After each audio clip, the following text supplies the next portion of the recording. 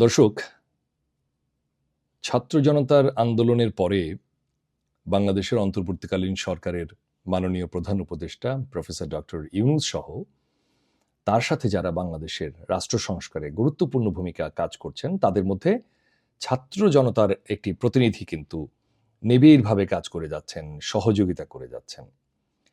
আবার এই ছাত্র জনতারই কেউ কেউ তাদের কর্মকাণ্ডের কারণে বিতর্ক জড়াচ্ছেন এবং বিতর্কিত করে তুলছেন পুরো প্রক্রিয়াটিকে। অর্থাৎ এই যে জুলাই আন্দোলনের পরে এই সরকারের যে বিশাল চ্যালেঞ্জ, সেই চ্যালেঞ্জটি মোকাবেলা করতে যে ধরনের এফোর্ট দরকার, সেই এফোর্ট একদিকে যেমন তারা দিচ্ছেন, অন্যদিকে নিজেরাও দুর্নীতিতে জড়িয়ে পড়ছেন বলে মাঝে মাঝেই সোশ্যাল মিডিয়ায় খবর এসছে।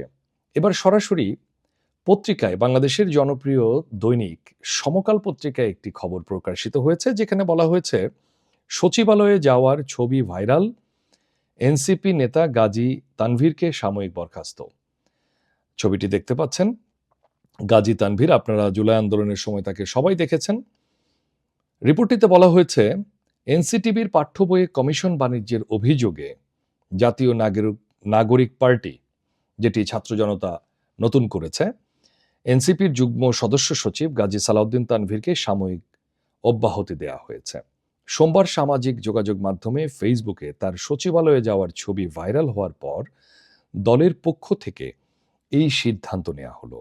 এদিকে রাতে এনসিপির যুগ্ম সদস্য সচিব দফতর সালেউদ্দিন সিফাত স্বাক্ষরিত এই বিজ্ঞপ্তিতে জানানো হয়েছে। এটা খুবই দুঃখজনক বলবো না, এটা খুবই হতাশার এবং নিন্দনীয়। যদি তদন্ত করে এ বিষয়ে আরও বিস্তর জানা যায়। এভাবে এটি কেবল এনসিপির জন্য নয়, আমি বলতে চাই যে গোটা ছাত্র জনতার আন্দোলনের যারা কাজ করেছেন, তাদের প্রতিনিধি হয়ে যখন আপনি এখানে যাবেন, এ ধরনের কর্মকাণ্ডে জড়িয়ে পড়বেন, এটি পুরো ছাত্র জনতার আন্দোলন, তাদের ত্যাগকে কিন্তু প্রশ্নবিদ্ধ বলবো না, আমি শব্দটি বলবো মর্মাহত করেছে। তবে সাধুবাদ জানাতেই হয় যে দ্রুততম সময়ের মধ্যে তাকে অব্যাহতি দেওয়ার যে সিদ্ধান্তটি নেওয়া হয়েছে, এটিকে অবশ্যই সাধুবাদ দিতে হবে। কারণ ১৬ কোটি ১৭ কোটি মানুষের দেশে সব পীর আউলিয়া থাকবেন তা তো নয়। এখানে আমরা দেখেছি বিভিন্ন সময় ক্ষমতার কারণে কিংবা পদের কারণে কেউ কেউ বিপদগামী হয়ে ওঠেন।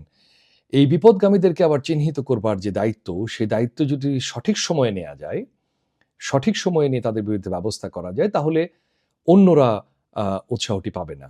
আমি এই ক্ষেত্রে একটু বলতে চাই যে এই ছাত্র জনতার আন্দোলনের পরে গড়ে ওঠা নতুন জাতীয় নাগরিক পার্টি এনসিপির যে দ্রুত উদ্যোগটি নেওয়া হয়েছে, এটি একদিকে যেমন ভীষণ একটি ভালো খবর, অন্যদিকে এটি দেখে যারা দলের মধ্যে রয়েছেন, যারা এখনো ভাবছেন যে ক্ষমতা তো পেয়ে গেছি, একটা দল তো হয়ে গেছে, নানাভাবে তদবির, নানাভাবে কমিশন নেয়ার চেষ্টা করবেন, তাদের সতর্ক হওয়ার এটাই সময়।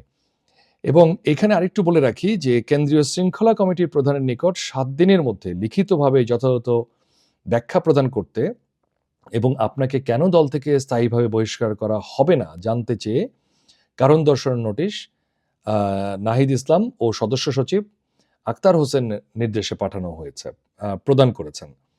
বিজ্ঞপ্তিতে আরও বলা হয়েছে, একই সঙ্গে সাংগঠনিক শৃঙ্খলা রক্ষার্থে প্রদত্ত পূর্ববর্তী মৌখিক সতর্কতা অমান্যের প্রেক্ষিতে শৃঙ্খলা কমিটির চূড়ান্ত প্রতিবেদন প্রকাশের পূর্ব পর্যন্ত আপনাকে দলের সকল দায়িত্ব ও কার্যক্রম থেকে নাহিদ ইসলাম ও সদস্য সচিব আক্তার হোসেনের নির্দেশক্রমে অব্যাহতি প্রদান করা হয়েছে।